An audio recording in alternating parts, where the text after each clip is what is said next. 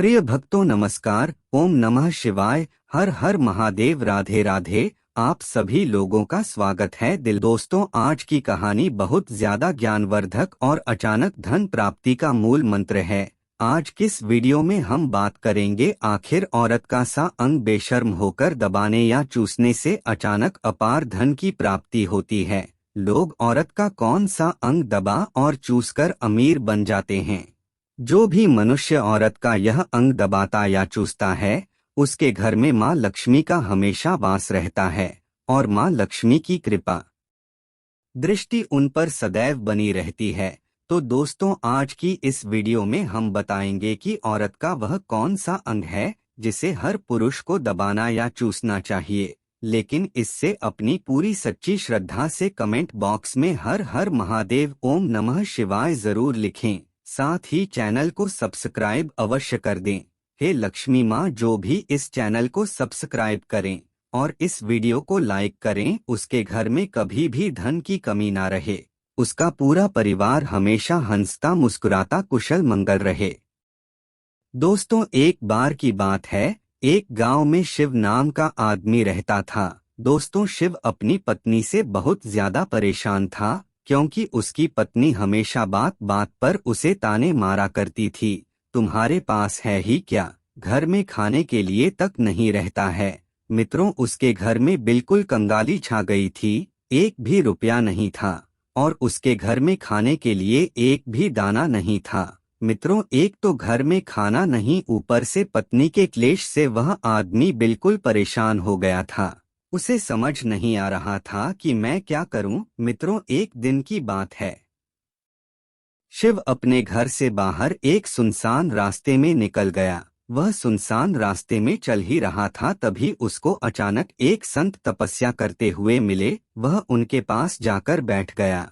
जब संत जी अपना तप खत्म किए तो शिव संत जी के सामने रोने लगता है। संत जी पूछते हैं, पुत्र तुम्हें क्या दिक्कत है, तुम क्यों रो रहे हो, आखिर तुम्हें दिक्कत क्या है। तब शिव संत जी को बताता है कि महाराज, मेरी एक पत्नी है जो कि मुझे रोजाना ताने मारती है। मैं गरीब हूँ तो मैं क्या करूँ, कितना भी कुछ करता हूँ लेकिन धन कमा ही नहीं पाता हूँ। अभी तक छोटा सा धंधा था, वह भी पत्नी के क्लेश की वजह से चौपट हो गया है। वह दिन रात मुझसे झगड़ा करती है। अब तो मैं दाने दाने के लिए परेशान हो गया हूँ। हमारे घर में खाने के लिए कुछ भी नहीं है, इसके अलावा पहनने के लिए वस्त्र भी नहीं है। लेकिन मैं अपनी पत्नी को समझाता हूँ कि वह मुझे ताने ना मारे, मुझसे झगड़ा ना करें, लेकिन वह बिल्कुल भी नहीं मानती। संत जी, इसी वजह से मैं बहुत ज्यादा परेशान हूँ, इसी वजह से मैं घर छोड़कर यहाँ आया हूँ। वह संत जी कहते हैं, रो मत बेटा, मैं तुम्हें यह काम बताने जा रहा हूँ। तुम्हें औरत का सिर्फ यह अंग बेशर्म होकर कर दबा या चूस लेना है, अचानक तुम्हारे घर में धन प्राप्ति हो जाएगी, तुम देखते ही देखते अमीर बन जाओगे। संत जी कहते हैं, जो भी पुरुष औरतों का यह अंग दबाता या चूसता है उसके घर में कभी भी धन की कमी नहीं रहती है और ना ही उसके घर में लड़ाई होती है, पर जो भी बिजनेस करता है उसमें हमेशा तरक्की होती है। संत जी ने कहा, अब मैं तुमको औरत का वह अंग बताने जा रहा हूँ, इसे ध्यान से सुनना और अपने जीवन में इसे जरूर करना। तब शिव संत जी महाराज की बातें बहुत गौर से सुनता है और कहता है, जितना जल्दी हो सके मुझे यह बता दो। दोस्तों, तभी संत जी महाराज उसे आदमी को एक कहानी सुनाते हैं और बताते हैं, एक नगर में एक किसान रहता था। उसके बहुत सारे खेत थे जिस पर वह दिन रात मेहनत करता था। उसके घर में किसान और उसकी पत्नी रहा करते थे। उसे किसान और उसकी पत्नी में आपस में बहुत ज्यादा प्रेम था। उसके घर में किसी भी प्रकार की लड़ाई झगड़ा या क्लेश नहीं होता था। इसी वजह से उसके घर में सदैव माँ लक्ष्मी का वास रहता था और उसके खेतों में इतनी ज्यादा पैदावार होती थी कि वह दिन प्रतिदिन और अमीर होता जा रहा था। उस किसान और उसकी पत्नी ने इतना प्रेम था कि आसपास के लोग उन्हें देखकर जल जाया करते थे। धीरे धीरे उसके पूरे गांव के लोग जान गए कि किसान और उसकी पत्नी में बहुत ज्यादा प्रेम है। धीरे धीरे यह बात उसे नगर के राजा तक पहुंच गई। दोस्तों, किसान और उसके पत्नी की बात जब राजा के पास पहुंचती है तो राजा भी उसके प्रेम की काफी ज्यादा तारीफ करते हैं। वह सभी से बताते हैं कि हमारे नगर में एक किसान और उसकी पत्नी रहते हैं जिनमें कभी भी लड़ाई झगड़ नहीं होते हैं। उन दोनों में आपस में इतना प्रेम है कि मैंने ऐसा अपनी जिंदगी में कभी भी नहीं देखा। एक बार की बात है, राजा पूरे नगर में दुग्गी पिटवाते हैं कि इस नगर में जितने भी लोग हैं वह सभी अपने घर में घी का दिया जलाएंगे। राजा की पत्नी पूछती हैं कि आप ऐसा क्यों कर रहे हैं, सबके घर में भी का दिया क्यों जलवा रहे हैं। राजा अपनी पत्नी की बात सुनकर कहते हैं, दीपक प्रेम की निशानी होता है। जिसके घर में घी का दीपक जलता है उसके घर में सदैव प्रेम बना रहता है। और मैं चाहता हूं कि जो प्रेम किसान और उसकी पत्नी के घर में है वह हमारे पूरे नगर में रहे, पति और पत्नी के बीच। इसीलिए मैं हर घर में दीपक जलवाना चाहता हूँ। दोस्तों, राजा के सैनिक जाते हैं और हर जगह नगर में डुग्गी पीट देते हैं और कहते हैं सभी के घर में रात भर घी का दीपक जलाना चाहिए। दोस्तों, राजा की बात मानकर सभी नगर वासी अपने घर में दीपक जला देते हैं। लेकिन जैसे ही आधी रात होती है सभी के दिए बुझ जाते हैं। लेकिन किसान के घर का दीपक वैसे ही जगमगाता हुआ जलता रहता है। दोस्तों, दीपक हमेशा किसान की पत्नी जलाती थी। किसान की पत्नी किसान को बहुत यार तो करती थी लेकिन उसकी बात नहीं मानती थी। वह हमेशा अपनी मनमानी करती थी। उसका जो भी मन करता था वह वही काम करती थी। लेकिन किसको इस बात से कोई भी दिक्कत नहीं होती थी क्योंकि किसान बहुत समझदार था। किसान सोचता था यदि मैं अपनी पत्नी को रोक टोक करूंगा तो घर में बेवजह ही लड़ाई झगड़ा होंगे, क्लेश होगा, दुख। तो इसी वजह से कई चीजें किसान अपनी पत्नी की अनदेखा करता था। किसान इस वजह से अनदेखा करता था कि उसके घर में प्रेम हमेशा बना रहे। एक दिन की बात है, राजा और रानी शाम के समय अपने महल में चढ़कर पूरे नगर का नजारा देख रहे थे। उन्होंने देखा कि सारे नगर में किसी के घर में दीपक नहीं जल रहा है लेकिन किसान के घर में दीपक जल रहा है। तब राजा अपनी रानी से बोलता है कि देखो, किसान और उसकी पत्नी के घर में दीपक जगमगा रहा है लेकिन पूरे नगर में कहीं भी दीपक नहीं जल रहा है। इसी से पता लगता है कि किसान और उसकी पत्नी में कितना प्रेम है। तब राजा की पत्नी राजा से बोलती है कि जो किसान और उसकी पत्नी में प्रेम है वह किसान की पत्नी की वजह से है और इसी वजह से किसके घर में इतना ज्यादा प्रेम है। मित्रों, जब राजा रानी की बात सुनता है तो कहता है नहीं, तुम्हारा सोचना गलत है। जो प्रेम किसान के घर में है वह उसकी पत्नी की वजह से नहीं है बल्कि वह किसान की वजह से है। रानी, यहाँ पर किसान बहुत ज्यादा समझदार है, आपका सोचना गलत है और यही वजह है जो कि उनके घर में कभी भी लड़ाई झगड़ा नहीं होती है। मित्रों, राजा कहता है किसान समझदार है और रानी कहती है किसान की पत्नी समझदार है। दोस्तों, इसी तरह कुछ देर चलता रहा।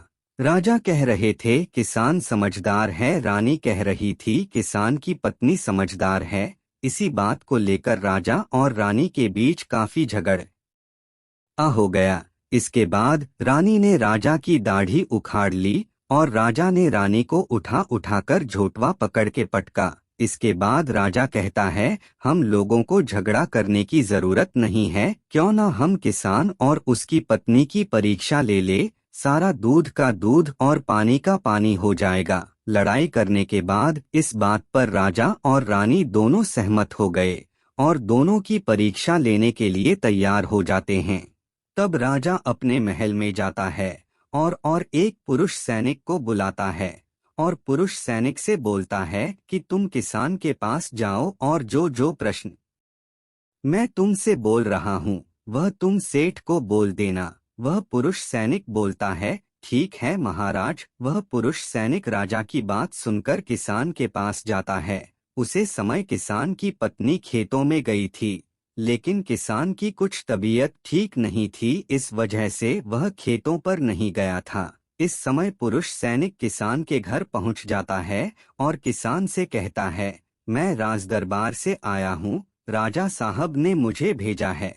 तो दोस्तों किसान कहता है, बताइए मैं आपकी क्या सेवा कर सकता हूं, आप बैठ जाइए, मैं आपके लिए पानी लेकर आता हूं। तब वह सैनिक किससे बोलता है कि नहीं, तुम कुछ भी मत लाओ, मैं राजा का सैनिक हूँ, बस आपके पास राजा का समाचार लेकर आया हूँ। तब किसान कहता है, ठीक है सैनिक, आप मुझे बताओ, राजा साहब ने मेरे लिए क्या समाचार भेजा है।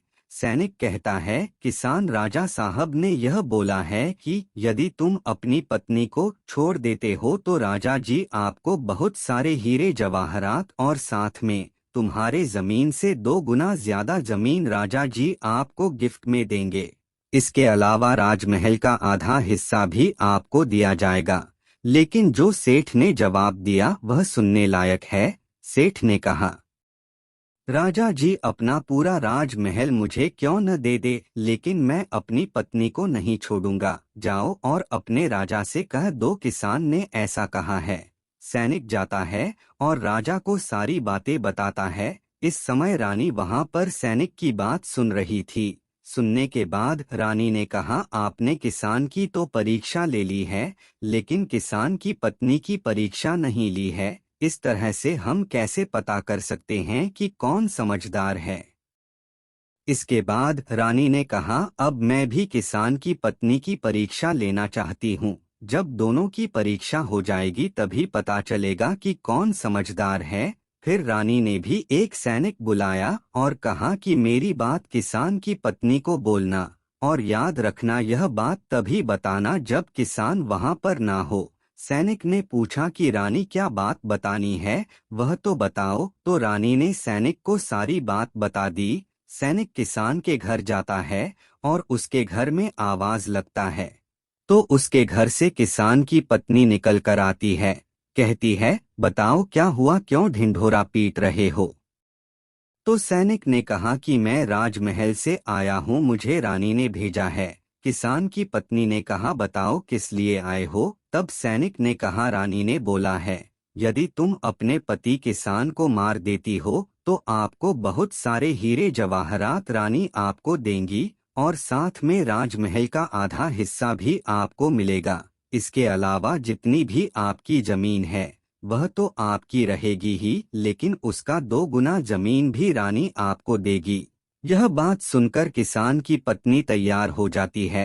कहती है, ठीक है, यदि मुझे इतना कुछ रानी साहिबा देंगे तो मुझे मंजूर है, मैं अपने पति को मार दूंगी। तब सैनिक पूछता है कि रानी को कैसे पता चलेगा कि आपने अपने पति को मार दिया है। तभी किसान की पत्नी बोलती है, मेरे घर में जो दीपक जल रहा है, जब मैं किसको मार दूंगी तो उसे बुझा दूंगी, तभी आपको पता चल जाएगा कि मैंने किसान को मार दिया है। अब सैनिक किसान की पत्नी की बात सुनकर राजमहल जाता है और रानी को सारी बात बताता है। किसान की पत्नी की बात सुनकर रानी बहुत अचंभित हो जाती हैं। राजा और रानी को स्त्री जात से नफरत होने लगती है। उसी समय राजा अपने नगर के सभी लोगों को बुलाता है और कहता है कि मैं चाहता हूं कि मेरे और मेरे पत्नी की वजह से किसान की जान ना जाए। तुम लोग ऐसा करो, उसे किसके घर जाओ और सारी बातें बता दो और उसे किसको बचा लो, वरना किसान की पत्नी उसे मार देगी। इधर सैनिक किसान के घर जाते हैं और सोचते हैं कि किसान की पत्नी किसको तो रात में मारेगी और दिया बुझाएगी। इससे पहले ही हम किसान के घर में पहुंच जाते हैं और किसान को बचा लेते हैं।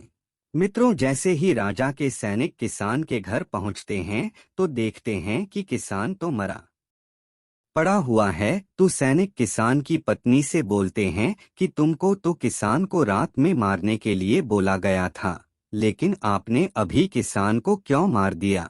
तब वह किसकी पत्नी बोलती है कि किसान को तो मुझे मारना ही था, रात में तो मुझे सिर्फ दिया ही बुझाना था, इसलिए सेठ को तो मैं दिन में ही मार दिया है। सभी सैनिक तुरंत ही किसान के घर से दौड़े दौड़े जाते हैं और राजा रानी को सारी बातें बताते हैं। राजा और रानी क्रोध से आग बबूला हो जाते हैं। और दोनों को स्त्री जात से घृणा होने लगती है। इसके बाद राजा और रानी किसान की पत्नी को बंदी बनाकर लाने के लिए अपने सैनिक से कहते हैं। सैनिक जाते हैं, किसान की पत्नी को बंदी बनाकर ले आते हैं। राजा किसान की पत्नी से पूछता है, ऐसा तुमने क्यों किया? तुम लालची औरत हो, तुम्हें पैसों से प्यार है। तभी किसान की पत्नी ने जवाब दिया और बताया कि मुझे तो किसान को पहले ही मारना था, वह तो मैं कोई बहाना ढूंढ रही थी, क्योंकि किसान की आदतें बहुत खराब थी, वह मेरे साथ बहुत खराब किया करता था। तो राजा ने कहा, ऐसा क्या करता था किसान? तो किसान की पत्नी ने जवाब दिया, वह मेरे नाक का ऊपरी हिस्सा अपनी उंगली से हमेशा दबाया करते थे।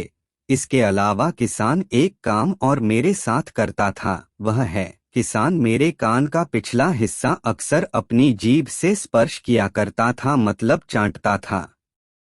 राजा ने पूछा, यह बताओ, जब आप लोग गरीब थे तब क्या किस आपके साथ यह काम करता था? तो किसान की पत्नी बोलती है, नहीं महाराज, तब ऐसा नहीं करता था, तब बहुत किसान अच्छा था। तो राजा ने कहा, मैं समझ गया कि किसान ऐसा क्यों करता था। उसी समय संत जी ने शिव से पूछा, तुम्हें कुछ समझ में आया? औरत का कौन सा अंग दबाने तथा चूसने से लोगों को अचानक धन प्राप्ति होती है? तो शिव ने कहा, हे संत जी, मुझे अभी समझ में नहीं आया। तभी संत जी कहते हैं, अगर अभी समझ नहीं आया तो मैं फिर से आपको बताता हूँ।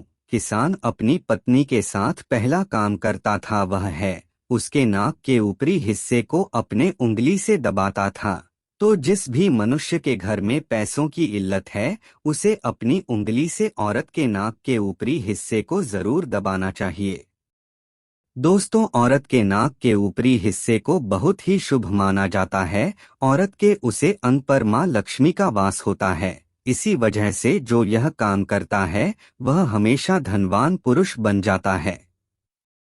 दूसरा काम है, जो भी पुरुष औरत के कान का पिछला हिस्सा अपने जब से स्पर्श करता है, उसके किस्मत के द्वार खुल जाते हैं, उसे अचानक धन की प्राप्ति होती है।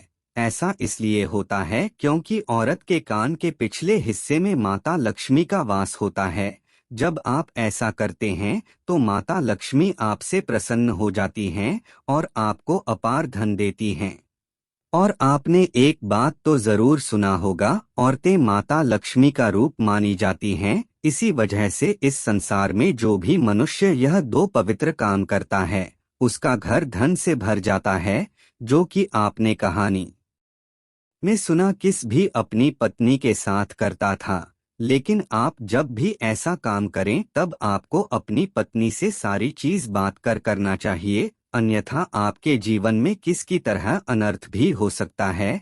तो दोस्तों, आज की है ज्ञानवर्धक वीडियो आपको कैसी लगी हमें कमेंट में जरूर बताना। साथ ही कमेंट में जय मां लक्ष्मी, हर हर महादेव, ओम नमः शिवाय लिखना ना भूले। दोस्तों, भगवान के नाम पर कंजूसी नहीं करनी चाहिए। जो भी इंसान भगवान का नाम कमेंट में लिखता है उसका जीवन सफल हो जाता है।